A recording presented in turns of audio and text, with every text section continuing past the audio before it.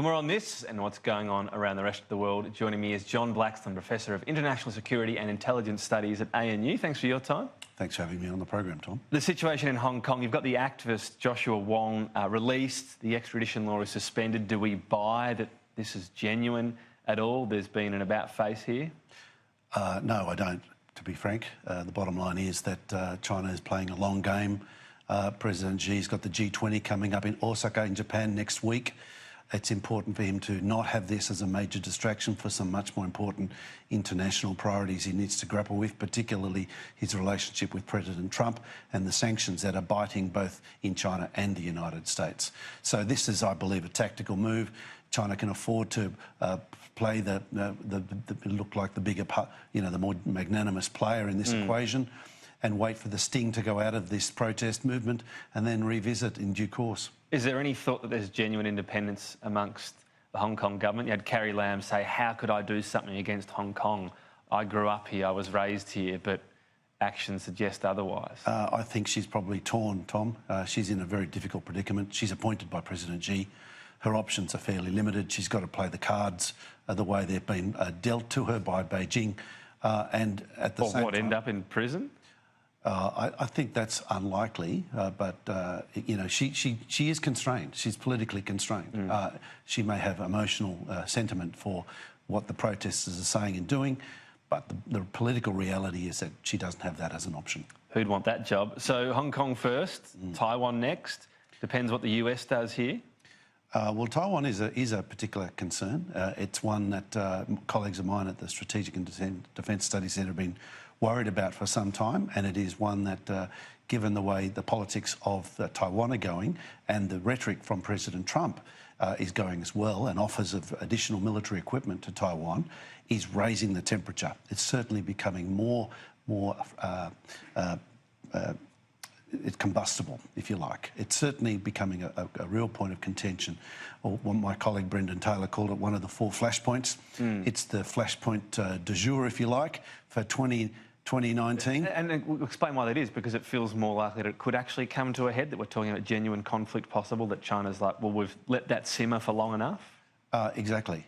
We're at the point where China is now at the point where, at least rhetorically, it's upping the ante. Now we know that China likes to play the rhetoric trick, and it does so extremely effectively, backed up with hard power, but hard power that's not yet mature enough to give them a lay-down misère in terms of options militarily in Taiwan. So that's, I think, a card they'll probably hold off playing for some time yet, because Taiwan has a race to become too much of an inconvenience in the interim, basically. Well, and particularly in light of what's happening in Hong Kong at the moment, Taiwan is it kind of speaks volumes to the mainland Chinese political leaders and the people of mainland China that you can actually have a democracy and be Chinese. And that doesn't sit well in Beijing. Sounds like a dangerous idea for the Beijing leadership.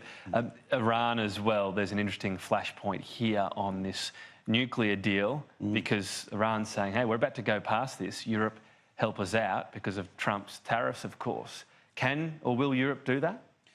Well, it's interesting because Europe's in a bit of a predicament where they don't want to upset the United States too much, because they don't want their own relationship with the United States to suffer further than it already has been suffering. But at the same time, they're quite sympathetic to the Iranians. But there's a very interesting equation in what's happening with the Iran deal, where there's a whole kerfuffle over just how much the intelligence on the apparent Iranian strike on the ships in the Strait of Hormuz are actually undertaken by the Iranians. There is a perception out there that this is some kind of trumped up, dare I say, act that... Now, I don't buy that, but there is a sense out there that the United States' credibility on these kinds of issues is weak.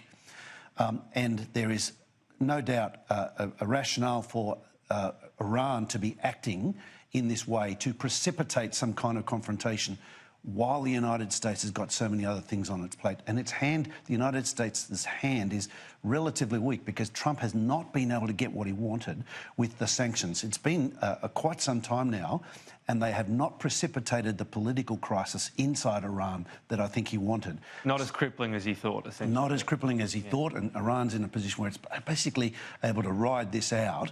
But they need to get some action, and so perhaps this is, and it's still conjecture because it's really not clear what's going on exactly there. But there's great power contestation at play here.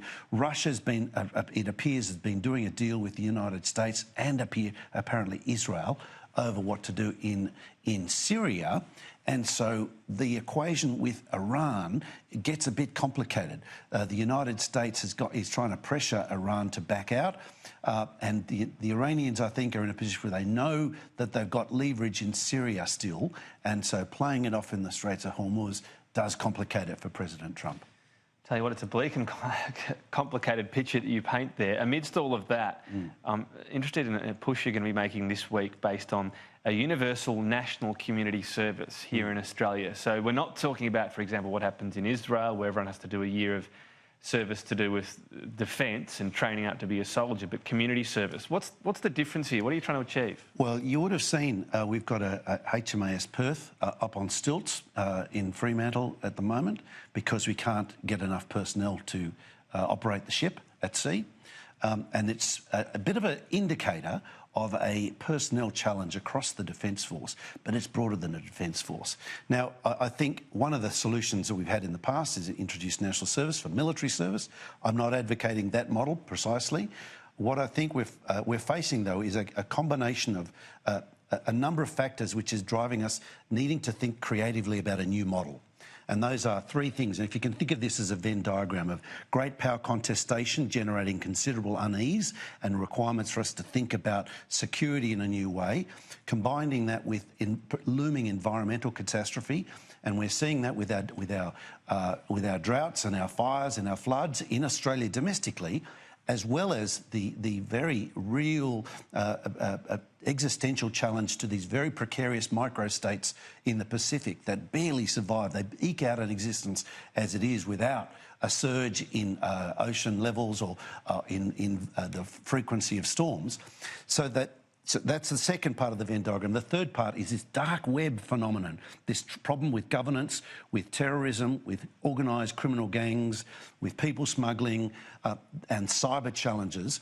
So when you put those three together, you get a dark space in the centre of that Venn diagram that is really broader than any one single government department or any academic discipline or any state or federal or local authority.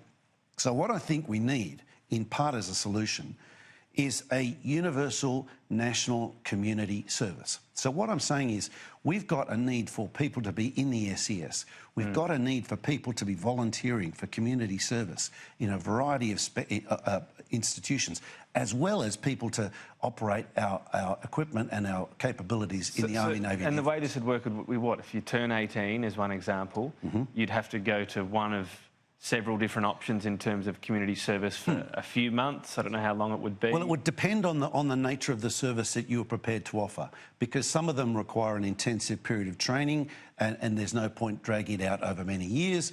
But some, like the SES, is more seasonal, and it's probably something that you'd need to commit to some initial training and then a period of service over a number of years. But, and it would be what, everyone, if you turn 18, unless you somehow are exempt from it. Once you have that cohort off there in some form of training, does it make it easier to ramp up and have a bigger defence force in future years? Well, exactly. The bottom line is that when we've done this in the past, it's actually generated the numbers, the critical numbers for us to have reserves, personnel reserves to operate in that way. All right. But the thing is that today, we have a defence force that is short-staffed. It can't operate the equipment it needs to. We've got issues with underemployment. We've got issues with communities that there's a real opportunity for this Universal National Community Service Scheme to actually generate some of the bonding of society that we've seen fracturing and fraying a bit at the edges. It's an interesting idea. I think we should probably ask a few of our elected MPs in the studio here. We'll see what they have to say. John Blacksman, appreciate your time. Thanks, Tom.